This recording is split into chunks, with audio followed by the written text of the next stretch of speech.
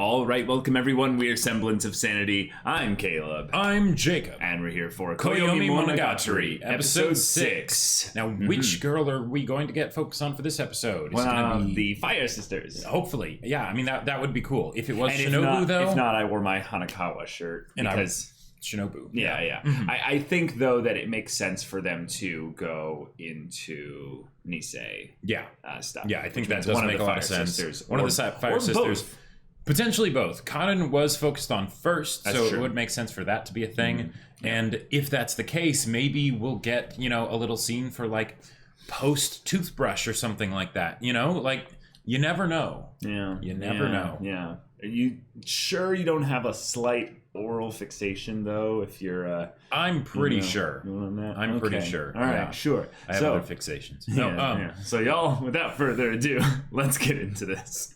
All right, everyone, we're going to be starting the episode in 5, 4, 3, 2, 1, now. Hey, Karin.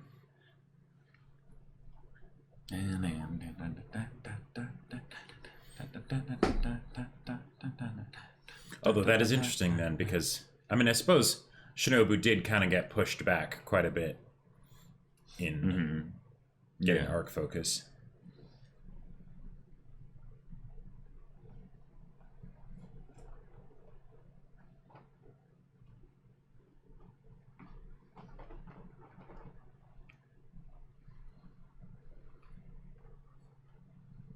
I always thought that part. Yeah, I love it because there's the symmetrical effect aspect, and then it collapses on itself, and then there's all the chaotic bits.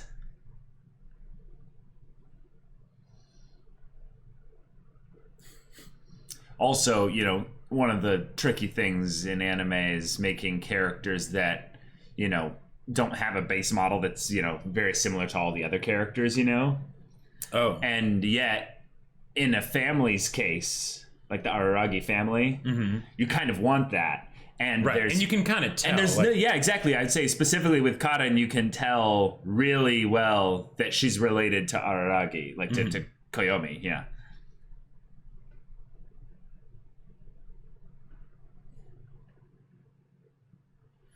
There's also just so much movement in this OP. Koyomi tree. I think all of them. Oh wait, no, that's right. Tree. Oh.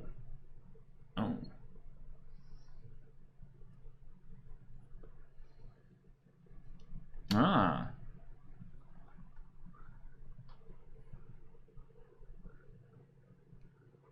Okay. Yeah. And she's shorter than him right now, so... And she's got her hair cut.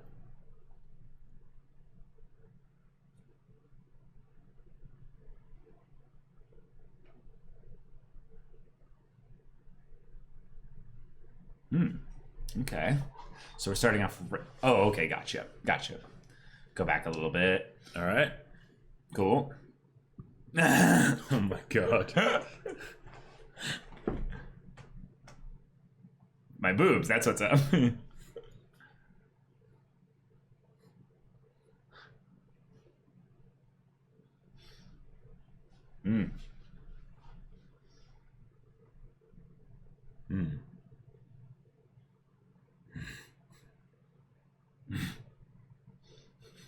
The fact that it perks straight back up afterwards. Yeah. Tsukihei comes in and is like, "What are you doing?"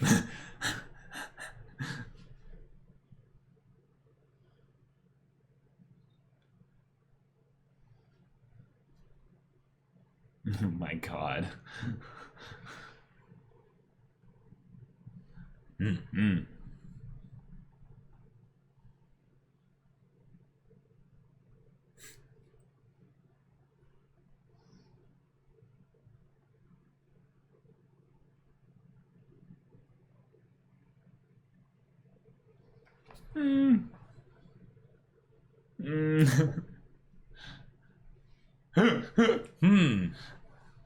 I mean,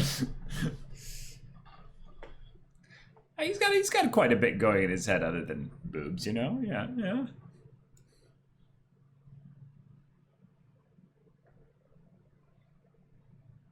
I had no idea. Yeah.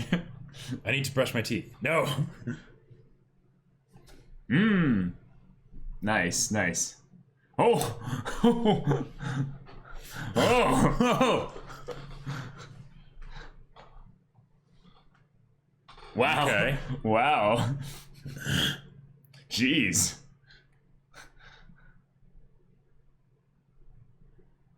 Yeah, chop, chop.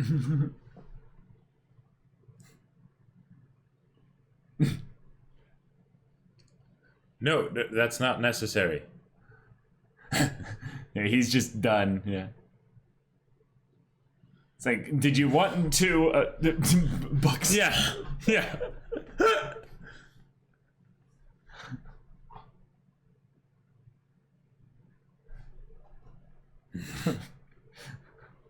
Oh. No one wants you to be a reticent type character, Araragi. Nope.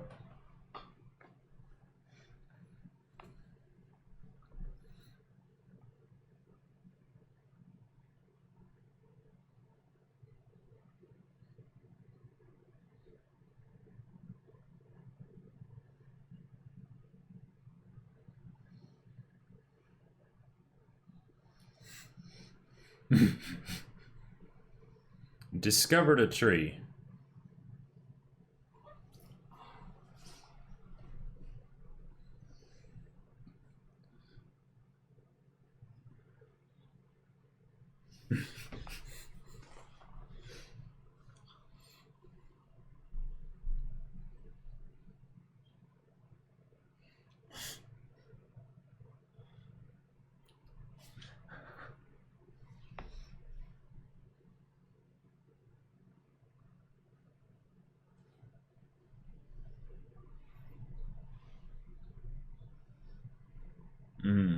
That just showed up.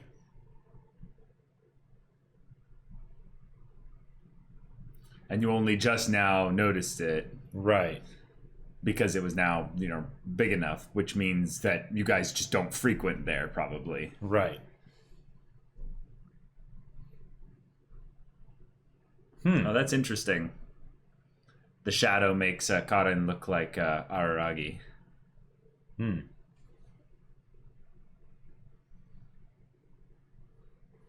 Just a little bit.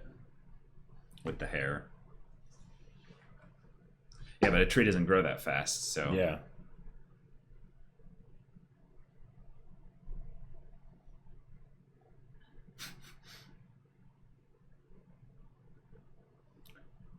Bold of you noticed to it. assume they all used that backyard so frequently. Or it could have been transplanted for all you know? Like... But maybe nobody noticed that an Araragi had been growing.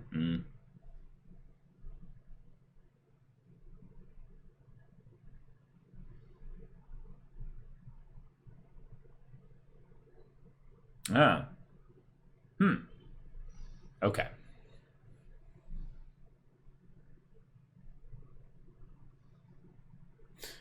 Sure. Haraki, There's that indeed. being brought up again.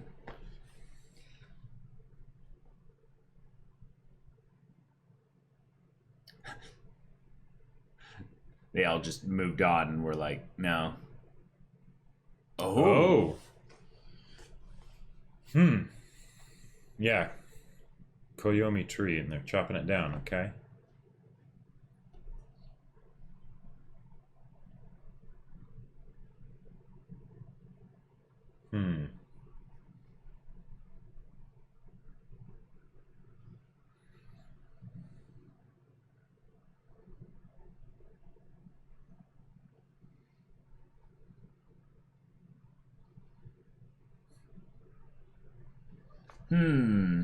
But things change. Yeah.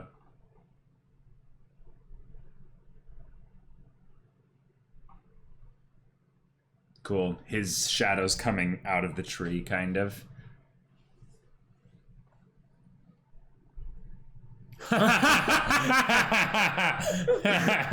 Buddy! Wow. Wait. Bro.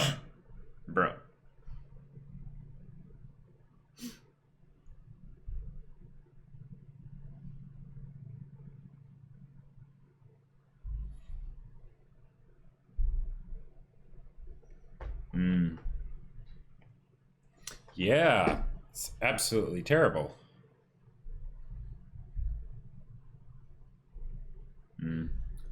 Planning for her trip and stuff.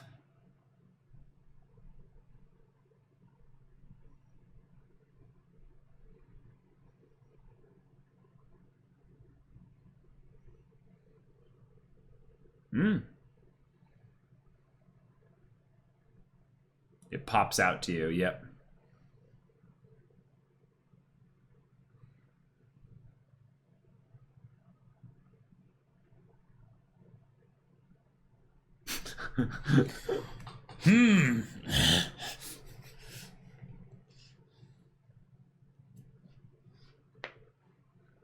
Wow. That would be nice.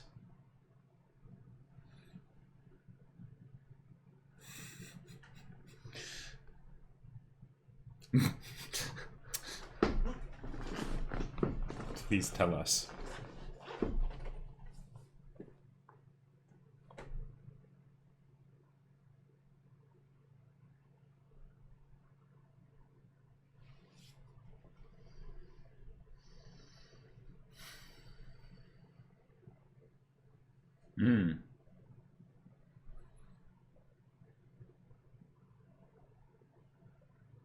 Okay.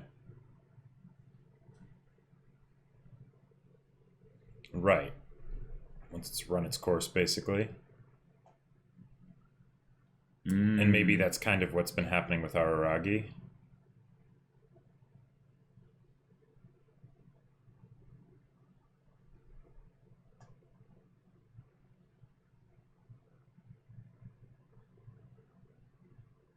Whoa.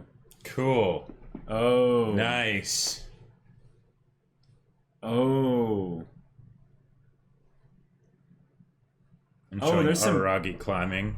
Yeah, there's some interesting ways to take that. Whoa. Hands free.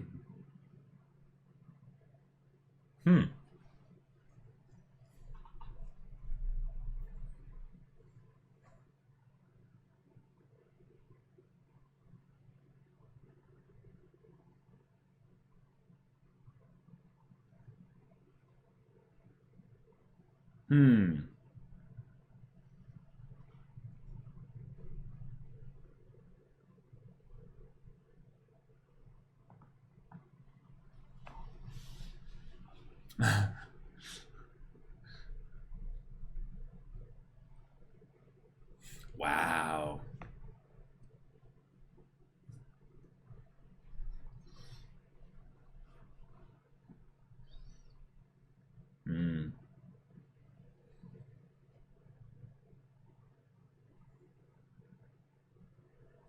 Right.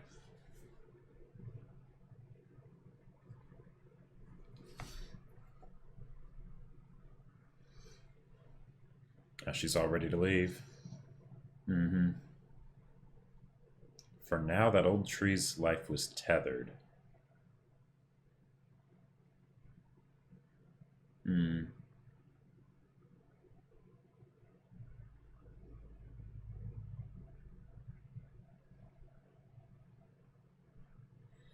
Well, and by spreading this rumor, it could become one.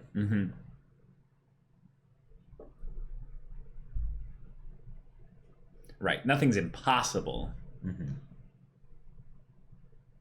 But it is extremely low, yeah. Yep. So... Yeah.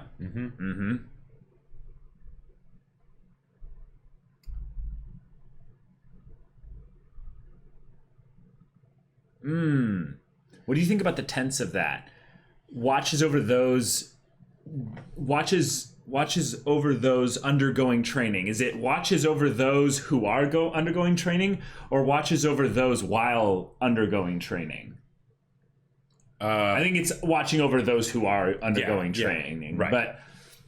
But I don't know if that's something where you could say that. I don't think that's. I think it's the the tree isn't undergoing training. Right. Yeah. Like, I mean, yeah. Although this episode was really...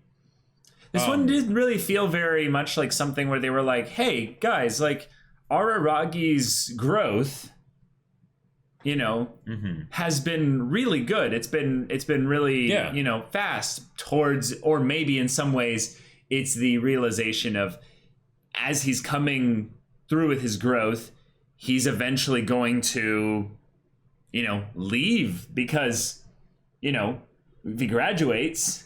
He won't necessarily stay at the house. Right. It's a. He'll move into like some place with Senjugahara or something. Moving on to something else. Right. Yeah, the next stage of life. Yeah, and Karen's whole thing was, I want this tree to stay here exactly this way forever, the exact way it is. Right. And it's like, oh, but that's not how adulthood works, you know? Right. Yeah. Okay. All right. I think this episode has a decent bit to discuss with regards to how this relates to not only Araragi, but maybe some things with regards to the overarching story as well. Okay. Yeah. Yeah. This one, a lot of the episodes up till now, you know, have maybe had a particular focus or something, but the connection to Araragi, with this being Koyomimonogatari, with which, yes, Araragi, but then also calendar, right? You know, so 12 and all that stuff, and sort of recapping where we've gone up till now. Yeah. This one, maybe it was just because it was dealing with an actual tree and wanting to make sure the tree didn't die, you know? Like, it felt a lot more directly connected to Araragi and his whole journey than some of the others, maybe. Yeah, I guess the part that made me feel like they were starting to get really pointed with it as well was when they brought in Hanekawa, and she mentioned things like, you know, Hanekawa chose to, you know, protect. Like, let me show you the line at the. To protect the tree, or. Yeah. Karen, having discovered the tree, made it her duty to protect it till the end. Right. I guess if anything, that kind of makes me feel like in some ways it's one of those things of where, you know, when the show first started and stuff, you know, it felt kind of like Hanekawa discovered, well, within Kizu, like the thing she discovered Araragi and kind of protect him there or something. I don't know. Okay. I don't think that is necessarily what it is. But and it did say Karen, maybe it's something where, because Karen, within the Araragi family, right? There's the three of them of the kids, right? And Karen is the next oldest, right after Araragi. So if Araragi is going through a really tough time, and she had looked up to Araragi, and she had the strong sense of justice, and, you know, the Fire Sisters and everything, and we had seen her and Tsukihi being concerned about Araragi, you know, over the course of the show, even though they don't have much screen time. Right. They expressed that very, very, you know, openly. Right. I could see that being something where it would have a big effect on Karen as she's realizing that I want to help, but I'm not sure how much I can help, kind of a thing. You know, with what Araragi's going through. So she kind of bumbles around and you know, kind of exactly. Yeah. And I think that's maybe the Karen aspect that's really good here. I don't know why I mixed it up with Hanekawa here for a second. Maybe it's just because this was when Hanekawa was in the scene and stuff like that. But yeah, do you feel like this was an episode that was kind of showing the idea of Araragi having a kind of a beginning end with regards to his story, and then maybe it's just, wow, we've approached the end so quickly? Maybe I feel like there was a bit of, what I feel like that is that it's maybe more representing a bit of Araragi's own observations of his journey, but then also Karen's observations of the journey, because she was the one who was saying, I don't want this to ever change. I want this tree to stay exactly the way it is, right? Yeah. She's the one who is coming up and basically messing around with Araragi and essentially playing, but in ways that is sort of ignoring the change of times, right? You know, like she's distracting him literally from his studies. Well, she's distracting him from his studies, right? Which is, that's one thing. Yeah. But then also the ways that she's distracting him is something that most people would deem inappropriate for people of their age because they are growing up, right? Sure. If they were messing around like that, 5-7 years ago, no, that would have been just whatever, right? But now it's like would have been more innocent or something. Right, exactly. And whereas now it's something where Araragi's like, hey, that this is kind of annoying. It's kind of annoying, right? So maybe that's some aspect of that where Araragi is in one of his rarer times of basically being like, okay, yeah, entrance exams and the future, and it's late September, right? And that's something where we're coming up on things like the Ogi stuff, Nadeko Medusa, right? So we're well past everything that's been going on with Hanekawa. Yeah, all the Tsubasa Tiger stuff and everything. Yeah, exactly. And that was cool seeing Hanekawa getting ready to go on her trip. So Araragi felt like, I would say, very kind of sage-like also in this one here.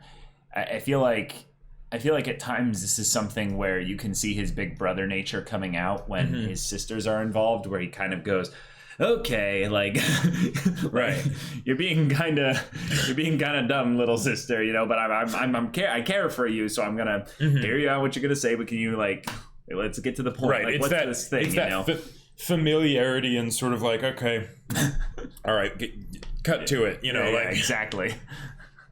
Yeah. And he's just done. He's just done with that. And that's the comedy bit, is that he's just like, are you really using like buxom, the words buxom, like, come and on. for your legs, like, right? that doesn't work. That doesn't work at all. Yeah.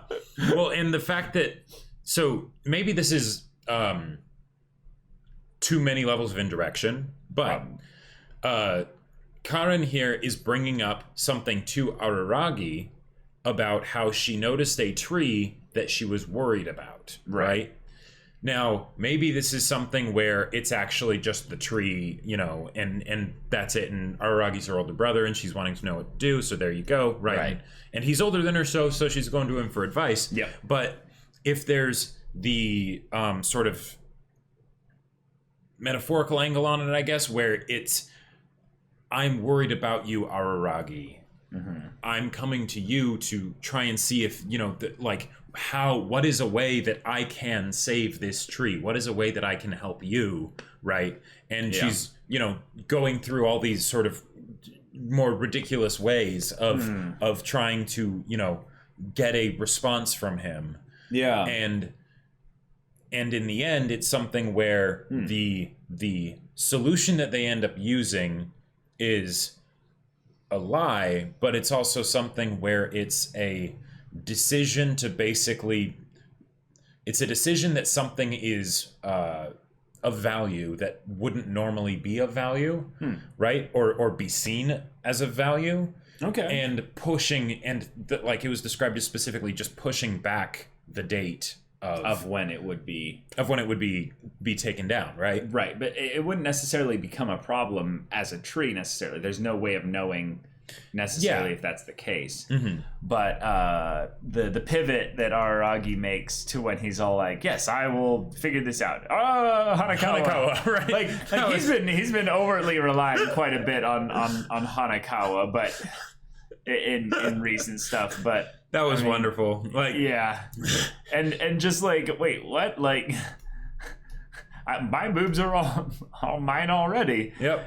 And then, let me see. When it's terrible to think of getting rid of a tree that's still living. Yeah.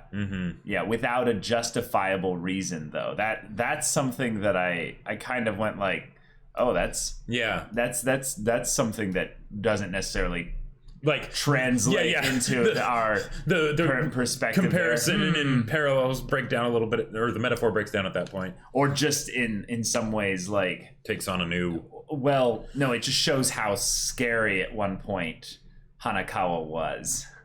Oh, sure. I mean, yeah, like, yeah, that's a good point because Hitagi was on suicide watch, in Shiro. No, I'm talking about the fact that she like tried to nearly kill Araragi, like, when she was a cat and stuff. Oh, like, sure. And she did also attack her parents and things like that. Oh yeah. I guess it's more of the thing of just how scary Hanekawa was when she was a cat, right? And if like, it has nothing to do with her being on. Mm-hmm. Right. No, but because this is post Shiro, this is something where she has accepted that cat part of herself into herself. So right. Yeah. And then the idea of something becoming more noticeable once you start to see it everywhere, once you kind of have that becoming the focus and stuff. I want to say maybe in some ways the idea of having something in these characters' lives and stuff being something that you have put into focus, so you start to see it everywhere. That doesn't mean that necessarily the thing that you had put into focus is something that's real. The idea that just perspective can definitely change things, right? But this is something that I think is rather curious of a thing to bring up in the midst of this, is that it's not like there's a lot of trees in this instance here, right? It's not single tree, yeah. It's not like there's this other thing that instigated that. So when you have something that's brought up into focus and you have a thought of, wait, now I'm starting to see it everywhere, that kind of reminds me of things like where you are, I don't know, crushing on a girl or something like that. Oh, and then you see her face in a crowd or something. Right, and it's totally not there. That person, but yeah. Right. That feels more in my mind like a little bit of a delusion or an illusion or some kind of thing where it's less pointed on things like how she mentioned it or Araragi mentioned it with regards to like words in a book. Like when you understand a new word for the first time and then you're like, oh, now I'm seeing it and all the things that I read. Mind if I bring up a sort of a reverse perspective? Sure, yeah. It can also be something where it's the how did I not notice it until now? Not necessarily that you're seeing it when it isn't there, but that somehow you weren't seeing it when it was always there. That fits a little bit better, with the tree being something that they just should have noticed. Right. Yeah. With the tree being something that they should have noticed, and from Karin's perspective as being someone that she was in her mind very close to Araragi, even though they hadn't been as close recently, right? So there was a reason for her to not notice right away how Araragi was doing. If I found out that like one of my siblings, especially an older sibling, and I was a lot younger too, that they were going through this really tough time and somehow I hadn't realized it until now. Yeah. There would be a whole lot of complicated feelings about that, because it's like, oh man, like, did I do something wrong? Like, the whole part where she talked about like, I can't believe I didn't see it. Like she even said like, I was so embarrassed about the fact that I didn't notice it that I wanted to kill myself. And it's like, whoa, like that's intense, right? Yeah. But the idea of like, if you see someone that is very close to you that's suffering that much, and you are suddenly like, oh my God, I was just letting them suffer alone, not helping them when maybe I could have if I had noticed. Sure. How could I not have noticed, Right. That fits a little bit also with when Araragi said nobody can help others, and kind of gave his kind of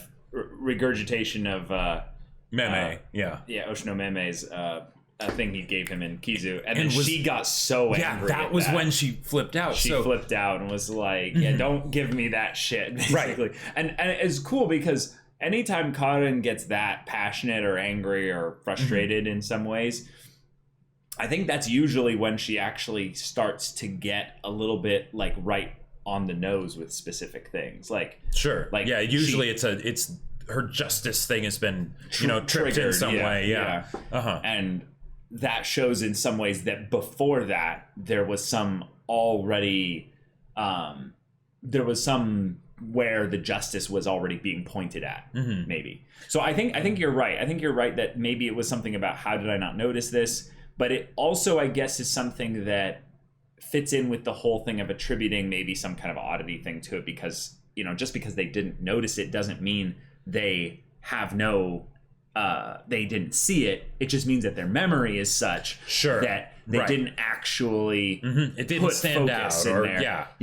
And one of the you mentioned value earlier. One of the things that's tricky about memory is that if something doesn't have value, perceived value in your memory, it gets dumped eventually. It basically gets, recycled out to put a different thing in your memory slot, basically. In the same way that they might not have noticed that Araragi was doing bad if it was just that, he's spending more time, by himself. Or Araragi didn't notice that Nadeko liked him so much because he just saw her as being shy, not being specifically nervous around him. You know? I wanted to bring up another way to look at it, though, with regards to being whether or not Araragi is doing badly, but actually it's whether or not Araragi is growing as a tree. Meaning, it's a thing of where, no, Araragi is an adult. Sure. Okay. And I think it more is a thing of like, Araragi was a fledgling little tree growing up, and now suddenly, you're a man. You're a tree. It's kind of a reverse of the whole thing in Karen B with Araragi realizing that Karen had grown up. Exactly. I think it's something where it could be that, and not necessarily about a thing of where she's like, how did I not see that was a thing? But maybe it's more of the thing of where Karen realizes, oh my God, it's grown so fast. I didn't notice it. Now I want to protect it and have it stay the way it is. Sure, which is not... Being stay as my brother, stay in this house, stay here, don't change, don't leave, don't do anything like that. And then when she does these goofy things where she's putting herself all up in his business, that's her kind of being like a puppy dog, kind of like, loving a little bit too compulsively to its owner, being like, stay, don't leave, I'm too dependent. I don't think it's Karen necessarily being dependent, but I think it's that kind of thing where you could look at it as someone who is not desperate for attention, because we assume at least somewhat, a healthy place that Karen's coming from this, but it's more of the like, I want to just get as much time with you in this. There's maybe a little bit of loneliness involved, maybe a little bit of, desperation for attention and stuff like that. But it's just that, you're almost all, done with, childhood and all that, And if you think about it, so it could be a mixed bag And you mentioning that made me wonder, what if it was a mix of the two? Where that's why Karen was so confusing to Araragi then, right? Because Karen was all over the place. She was bouncing. She was bouncing all over the place. Yes. But she was also like flipping on a dime, like just going from one thing to the other and things like that. And I wouldn't be surprised if it was also something where what Araragi is going through, it's something that he needs to go through. It's something that he needs to go through in order to grow. Right. And it's something that can help him study. Exactly. Well, no, not technically. Well, right. People can help him be motivated to study and things like that. Right. But he has to actually do the work. Yep. Right. Yep. And in this situation, with him, say, going on this journey that he's gone on, he is the one that has to go on the journey. Right. So there's that maybe acceptance that needs to happen from Karen's side of things that, I trust my brother, he's doing it, and it's just a process. Yeah. But it reminds me though, every time we see Karen, how much I'm like, oh yeah, I really miss Suki. Like, it's weird. You just hate Karen that much. No. But it's something where, like, I of the dynamic between the two, I think I've just grown to appreciate Tsukihei so much. Yeah. That I'm like, oh, that's right. I mean, we can have Karen and... Right. Karen is a very fun character to have on the screen. Tsukihei is one that I'm really interested to see what she's going to say. Yeah. Like her conversation with Nadeko, you know, where she like cuts the bangs and like holds up the light, the spotlight. Like, those are really good. Right. Like, and it's the difference between someone that listens to Araragi and someone that kind of doesn't. Right. Yes. Because Karen very much brings her own stuff to the table. And as Araragi, or Koyomi in this case, brought up, is like, she only hears the good parts. Right. Which is like,